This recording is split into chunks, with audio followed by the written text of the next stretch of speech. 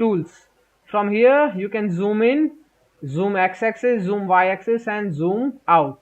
From here you can pan the graph, pan, and you can move this graph the way you want. Basically all these properties is available over here, panning and zooming. Once you click it, starts clicking it, it will keep on zooming at that point. If you want to zoom out, click over here, you will be able to zoom out the axis. If you want to rearrange all these axes, from here you can adjust all the axes. So from here you can do horizontal as well as vertical zoom. Click zoom X, click and drag up to the point where you want to zoom in. So this will zoom in the graph like this. The area you want to zoom, just drag up to that area and it will zoom that area. Again, auto scale. If you want to zoom y-axis, select appropriate y-axis and drag up to the area where you want to zoom and it will zoom the y-axis. Again, auto scale and zoom out. From here you can zoom horizontally, you can zoom vertically, and you can set auto scale. So ultimately, shortcut of all these things is available over here. Now the next thing in zoom is axis scaling. You can save the axis limits, restore the axis limit, automatically scale the axis limit. The shortcut of these things is available over here. Scale axis limits, scale x and y limits, all these sections we have seen in configuration properties. So we are not going to repeat all these things again. The next thing is triggers and measurements. So first we'll explore the measurement and then we'll go for the trigger. So in measurement, the first is trace selection. The trace selection is basically to select any particular graph. So from here you can select any of this graph and then you will do different measurements. The next is cursor measurement. We'll select it and you will be able to see two cursors on each of the graph. So from here we'll select any of the graph. Let's select this middle one, the red graph. Now when you move this cursor, you can observe the change in the value, right? So it will indicate the value of x and y for this particular point. If you want to observe the value for any other graph, so from this trace selection you can select that particular graph and it will show x and y's magnitude for that particular point. So here it will show the time at this point. This is point number 2 and this one is point number 1.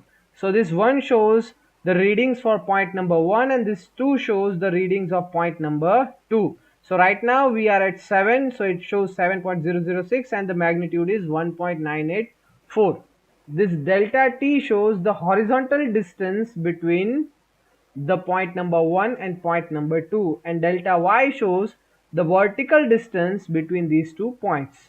Here there is another small section available for settings.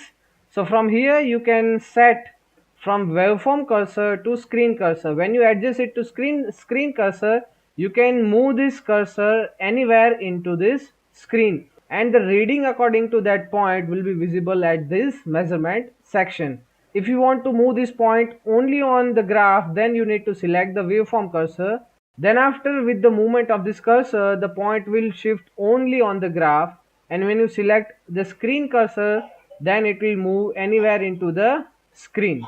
So we'll set it to waveform cursor. From here you can lock the cursor spacing. If you move one, both this line will be moving, right? Because we have locked the spacing between point number 1 and point number 2. Or we can call it as cursor 1 and cursor 2. Snap to data. If we want to snap to any particular data, it will directly jump to the next taken data. So we'll unclick these two things, close it. So these are the measurements which you can take from the cursor measurement. The next is signal statistics. So from this section you can have all the important statistics of the selected signal: maximum value, minimum value, peak to peak value, mean, median and RMS value for this selected signal. So all the important quantities of selected signal can be observed from this signal statistics. The next is bi-level measurement. So in this bi-level measurements, you can have multiple datas. Let me close these two things so we can have a better view. Over here, there is parameters of overshoot, undershoot. All these things are very much useful when you are dealing with the error signals, right? These are for the cycles. It shows the frequency of our signal, pulse, width, duty cycle. All these things can be seen from these sections. Now we'll close it and go for the final peak finder. In this peak finder, from here you need to select the waveform. We have selected sine wave 1. So here it shows there are 3 peaks available. Now when you click peak number 1, it will show the x and y of that peak number 1. And likewise it will show all the subsequent peaks. So this is what the peak finder is. We'll